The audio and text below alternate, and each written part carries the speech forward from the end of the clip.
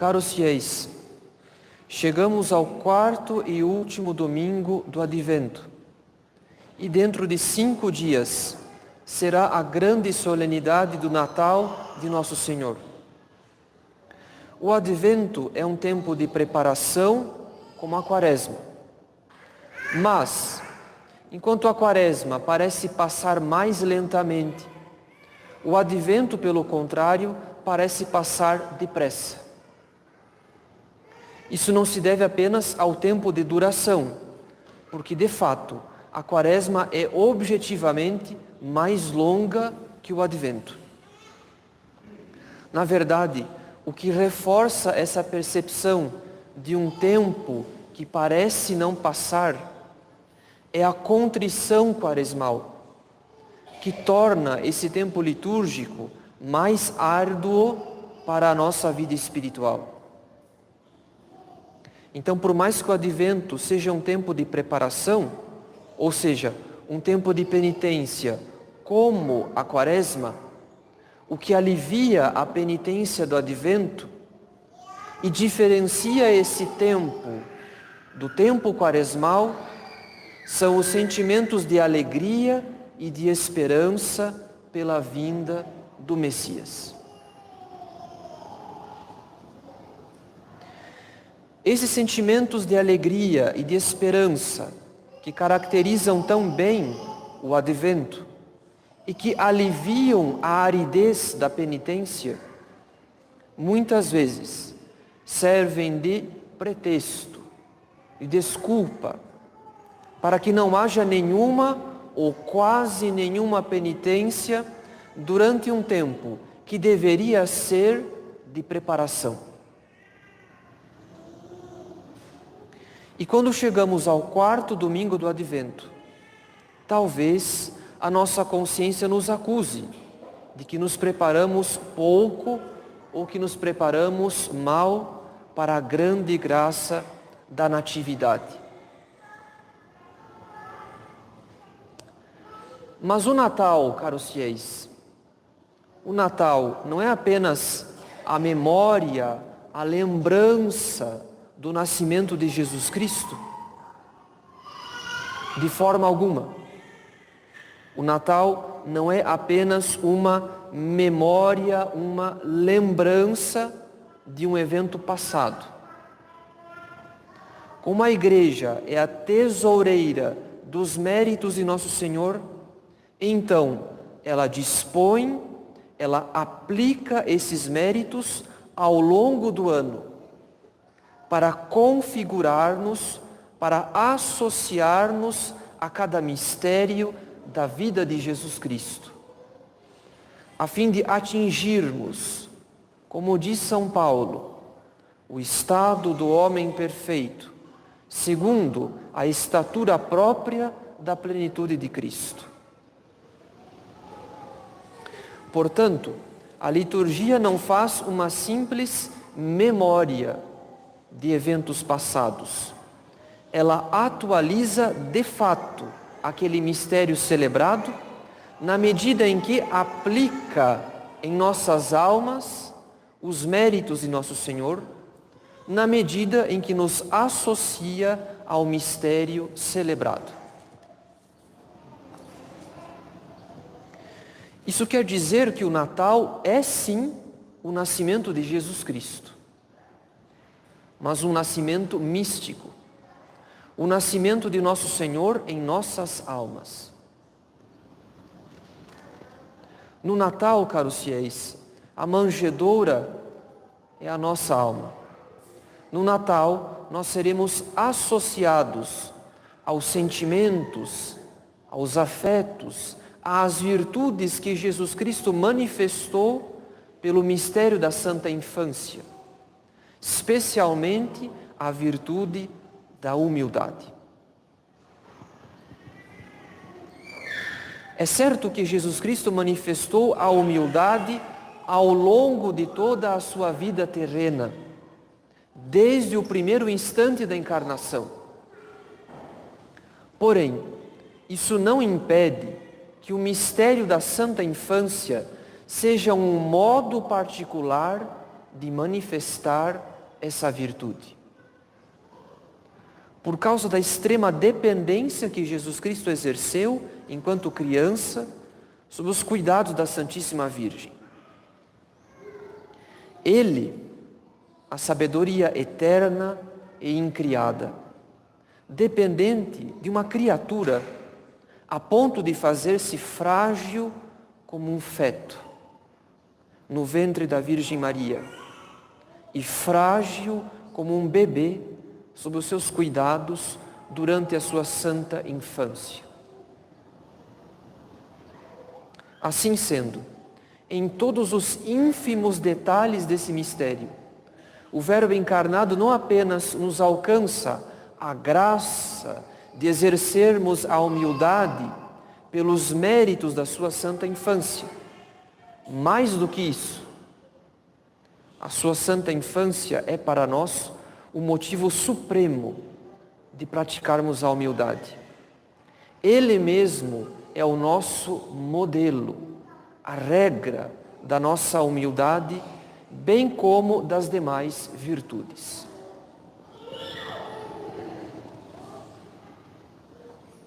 Essa graça do Natal, esse nascimento místico de Jesus Cristo em nossas almas, enfim, essa nova infusão da graça e da caridade em nossos corações é uma graça tão abundante que, como ensina a própria liturgia do Advento, citando um trecho do profeta Isaías, no dia da vinda de nosso Senhor, diz o profeta, a luz da lua será viva como a do sol, e a do sol brilhará 7 vezes mais como a luz de 7 dias.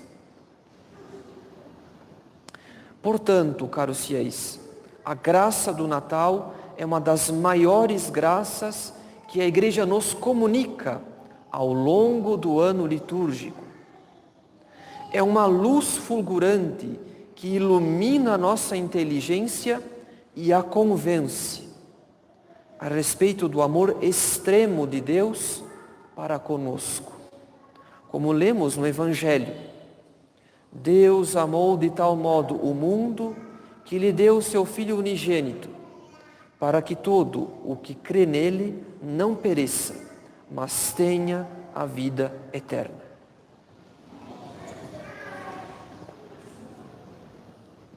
Mas é impossível que nós sejamos iluminados por essa luz fulgurante do Natal, sem que esse clarão da graça nos revele também a nossa profunda, radical e extrema miséria.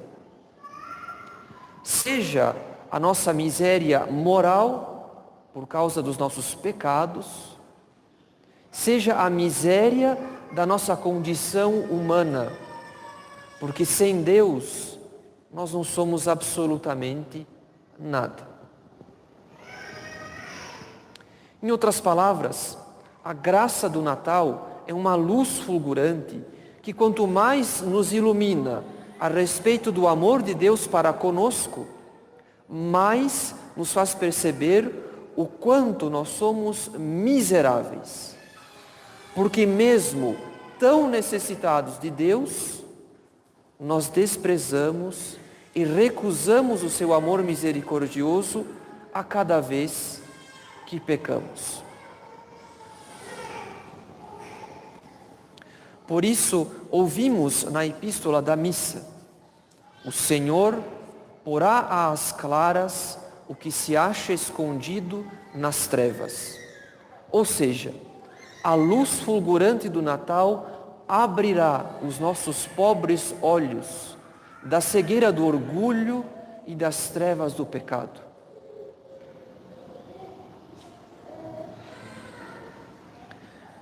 Então, qual seria finalmente o motivo para a Igreja ter instituído o tempo do Advento, caros fiéis?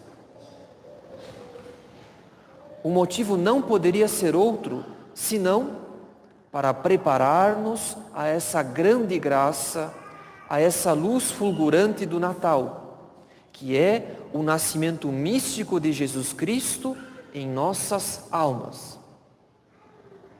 É o que ouvimos no gradual da missa de hoje. O Senhor está perto de todos os que o invocam, de todos os que o invocam com sinceridade. Eis aqui a preparação do tempo do Advento. Isso quer dizer, então, que a preparação do Advento nada mais é do que uma renovação do desejo de santidade. Nós vemos em inúmeras imagens quantos santos conversaram com o menino Jesus, como Santo Antônio de Lisboa, Santa Rosa de Lima, Santo Stanislau Kostka. E por mais que nós não tenhamos recebido essa graça mística, saibamos, porém, que pelo progresso da virtude e da caridade, nós nos tornamos amigos íntimos do menino Jesus, tanto quanto os santos. E isso é o mais sublime do que uma graça mística, uma graça extraordinária.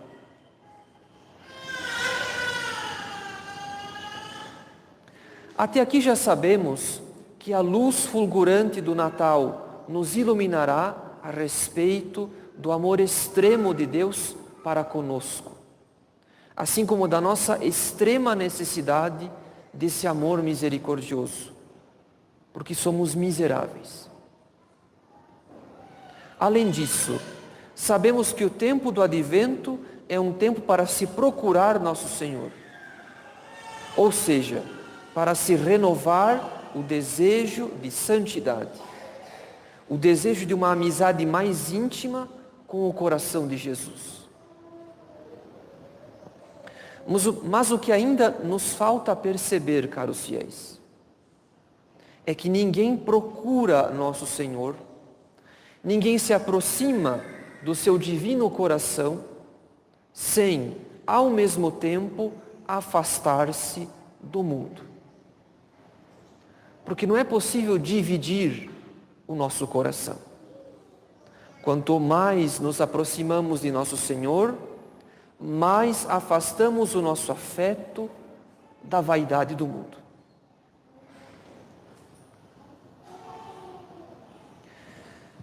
Essa lei fundamental da vida interior é o que dá sentido ao Evangelho da Missa. Porque depois de São Lucas ter enunciado todas as autoridades políticas do tempo de Jesus Cristo, ele acrescenta: veio a palavra do Senhor no deserto a João. Ou seja, a palavra de Deus não veio para nenhum daqueles chefes de Israel. Veio para São João Batista, que até então não tinha importância nenhuma aos olhos daquela sociedade. Isso quer dizer que São João Batista no deserto é uma imagem da nossa vida interior, que também é um deserto, na medida em que não podemos conciliar a vida de oração com uma excessiva e desnecessária frequentação do mundo.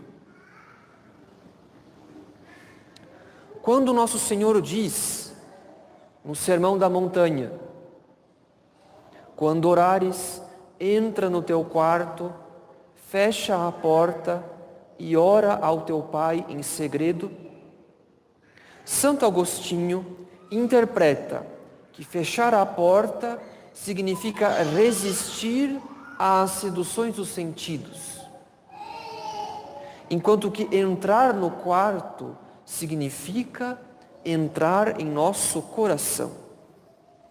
Porque assim como o quarto é a peça mais íntima de uma casa, do mesmo modo, o coração guarda o que temos de mais secreto em nós, que são nossos pensamentos e afetos. Portanto, caros fiéis, se a Igreja nos dá o Advento como um tempo de preparação, de renovação do desejo de santidade, nós não podemos nos preparar bem e renovar esse desejo pela santidade sem examinar a nossa consciência a respeito do recolhimento. Porque a fuga da frequentação excessiva e desnecessária do mundo é a condição fundamental para a vida de oração. E aqui encontramos a maior dificuldade da nossa sociedade. Se observarmos atentamente, caros fiéis, a nossa sociedade é estruturada justamente para que não tenhamos recolhimento. Se estamos em casa, na rua, fazendo compras, no trabalho, enfim, onde quer que estejamos, nós somos solicitados constantemente pela publicidade, pela música ambiente e, sobretudo, pela impureza crescente da nossa época. Então a nossa sociedade é uma sociedade que odeia o silêncio, que odeia o recolhimento. E por mais que digamos em alto e bom som que somos católicos tradicionais, nós também temos um aparelho que carregamos conosco noite e dia, e pelo qual o espírito do mundo vem até nós, sem que nós tenhamos que frequentar o mundo. Trata-se do celular.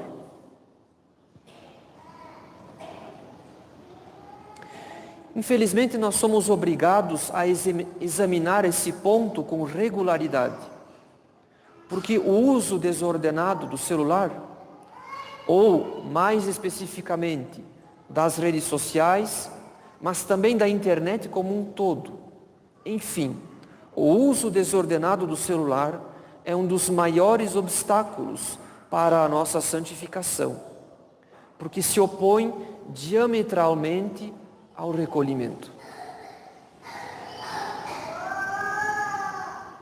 Afinal, caros fiéis, as redes sociais, mas também a internet como um todo, são uma das maiores causas do fracasso da nossa vida de oração, porque consome o tempo que deveríamos consagrar à oração, sobretudo a oração da noite e a oração da manhã, ainda que afete outros tantos momentos do dia, na medida em que o uso desordenado do celular é uma perda de tempo a conta-gotas.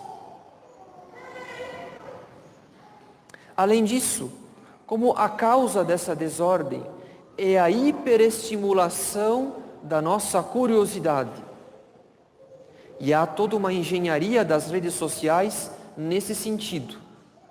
Enfim, como a causa dessa desordem é a hiperestimulação da nossa curiosidade, é impossível progredir na vida de oração se a nossa imaginação e a nossa memória estão infladas de inutilidades, quando não de impurezas, que não combatemos por uma necessária mortificação. A consequência não pode ser outra: muita curiosidade, pouco recolhimento. Muita curiosidade, pouca atenção e pouca devoção na oração.